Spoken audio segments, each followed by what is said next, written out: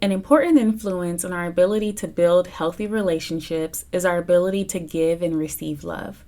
According to Dr. Gary Chapman, who is credited with establishing the concept of love languages, there are 5 languages through which we express love.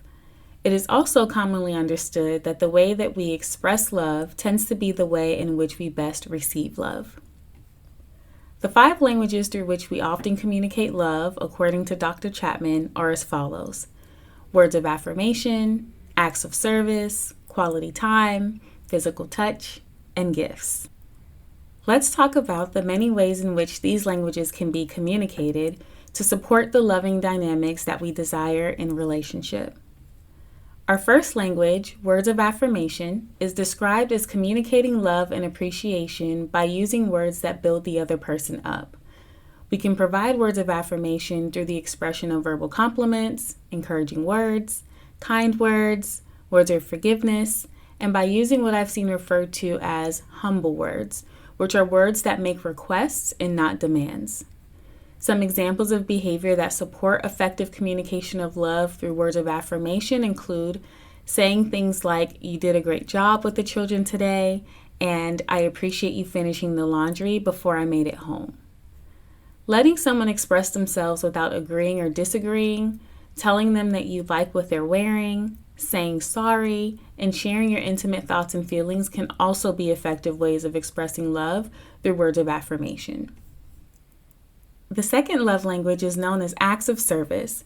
Acts of service is described as doing something that you know the other person would like. I want to be clear in saying that it is important to understand that requests for service are not healthy in the forms of demands and manipulation. It is also important to understand that a loved one's complaints about what we do or don't do can be clues to what their love language is and to the emotional needs that they have. Here are some examples of what communicating love through acts of service can look like: completing a house chore that the other person typically completes, washing their car, and being more intentional in grooming yourself. A willingness to challenge stereotypes related to gender roles and relationships can also be impactful on one's ability to be effective in communicating love through acts of service. For example, a woman-identifying person who believes that it is a man's job to take out the trash may benefit from challenging and reframing this belief in order to be effective in communicating love to a male-identifying family member, partner, or roommate who could use their support in completing the task effectively. Challenging and unlearning our beliefs can be difficult. However, the reward of meeting the emotional needs of the people we love often outweighs the cost of being challenged. The third love language is quality time. The marker of quality time is giving your undivided attention. Engaging in togetherness, which is giving our full attention while engaging in activity together, is one way that we can communicate love through quality time. Engaging in quality conversation, which involves talking about shared experiences, sharing our thoughts and feelings, and demonstrating a genuine desire to understand, is another way to communicate quality time. Quality conversation also presents opportunity to work our active listening skills muscle, because to be effective, it is important to be mindful of making eye contact, not interrupting, paying attention to body language, and listening to and empathizing with the other person's feelings. Learning how to talk about our own experiences, thoughts, and feelings can also strengthen the muscles needed to be effective in communicating love through quality time. Our ability to be vulnerable allows opportunity for intimacy building, learning, and building trust, and the weekly #Cultivative Conversation questions shared on this podcast provide good practice of this skill. Some other examples of behavior that support effective practice of quality time: having dinner together, taking a walk together without being in or on your phone, asking questions for clarification, and restating what was said to show understanding or a desire to understand. The fourth love language, physical touch, is a fundamental expression of love that meets a biological need that we all have. Touch receptors are located throughout the body, and this provides us with many options for communicating love through touch in all types of relationships. Some of my most connected moments with my mom as a kid involved physical touch, like when she washed and combed my hair and when she gave me massages. Taking care of me in those ways was important to my mom, and they met the biological need that I had for physical connection with her that was gentle and safe. I'm also thinking about a time that I worked with a child whose understanding of physical boundaries was limited. They often wanted to hug me and classmates and other adults and really anyone that they shared space with.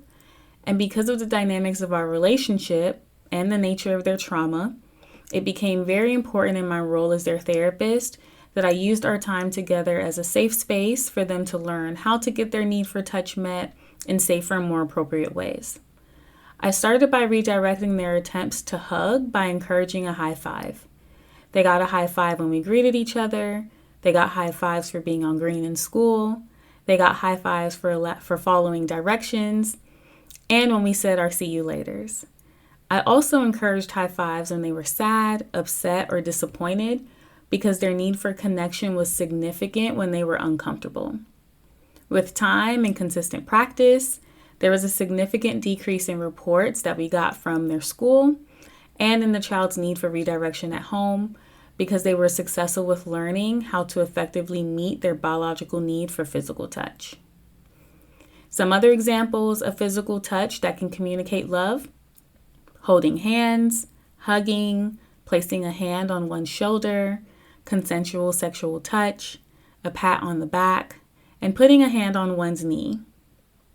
I want to take an opportunity to stress that loving touch does not always need to be sexual in nature or intent in romantic or sexual relationships, and it does not always have to lead to sex to be intimate.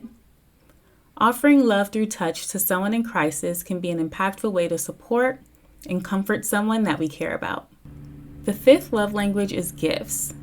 Giving a gift that says, "I was thinking about you, I appreciate you," or "I'm grateful for what you did," all reflect a communication of love through gift. For many people, a gift's reflection of the fact that they were thought of makes them feel special, and the follow-through of actually securing a gift is an expression of love. In addition to tangible gifts, the gift of self is an intangible gift that can be very effective in communicating love.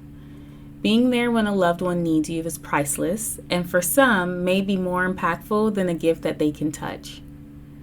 Gift giving is a skill that does not come easy to all, so here are some tips for being effective with gifts. 1. Don't wait for a special occasion. Think just because. 2. Gift within your means. Remember, not all gifts have a monetary cost. 3. Ask for help when needed. There may be a friend or family member who can provide insight that you find helpful or who can help with making plans come together. And 4, make a list of things that your loved one mentions wanting so that you allow yourself options that you know they'd be excited about.